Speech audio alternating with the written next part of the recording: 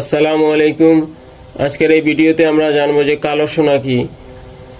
কখনো খনিজ তেল বা কয়লাকে রূপকার্থে কালো সোনা বলা হয়, আবার বাংলাদেশের সমুদ্র সৈকতে প্রাপ্ত কিছু খনিজ পদার্থ এবং পেঁয়াজের বীজকেও কালো সোনা বলে ডাকা হয়।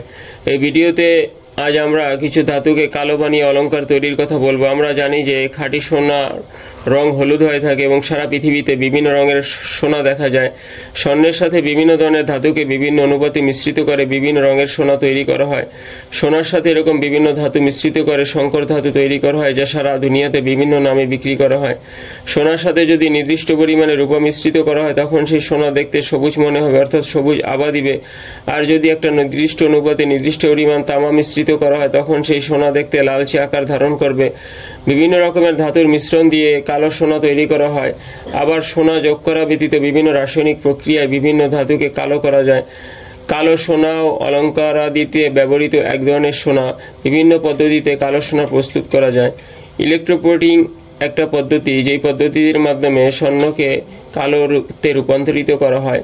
তো ইলেকট্রোপ্লেটিং এর মাধ্যমে যেখানে রোডিয়াম ও রুথেনিয়ামের তড়িৎ বিশ্লেষ্য দ্রবণ ব্যবহার করা হয়, রোডিয়ামের চেয়ে রুথেনিয়াম ব্যবহার করলে কালো স্তরটা আরও কঠিনতর হয়, যার ফলে সহজে ক্ষয় হয় না।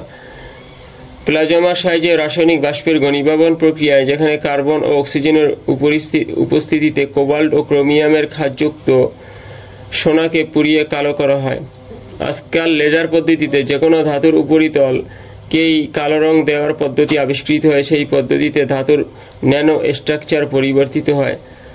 ধাতুর উপরে লেজার প্রয়োগ করলে ধাতুর উপরের তলা উঁচু নিচু হয়, যা যে কোনো আলোকেই শোষণ করতে পারে, তখন ধাতুকে কালো দেখায়।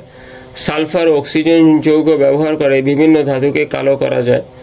তো এই পদ্ধতিতে, অর্থাৎ বিভিন্ন ধরনের পদ্ধতি ব্যবহার করে বিভিন্ন দেশে বিভিন্ন ধাতুকে কালোতে রূপান্তরণ করা হয় এবং তা দিয়ে বিভিন্ন ধরনের অলংকার তৈরি করা হয়, যা সারা দুনিয়াতে কালো সোনা হিসাবে কালো সোনা হিসাবে বিক্রি করা হয়। অর্থাৎ এর মধ্যে স্বর্ণ থাকতেও পারে, আবার নাও থাকতে পারে।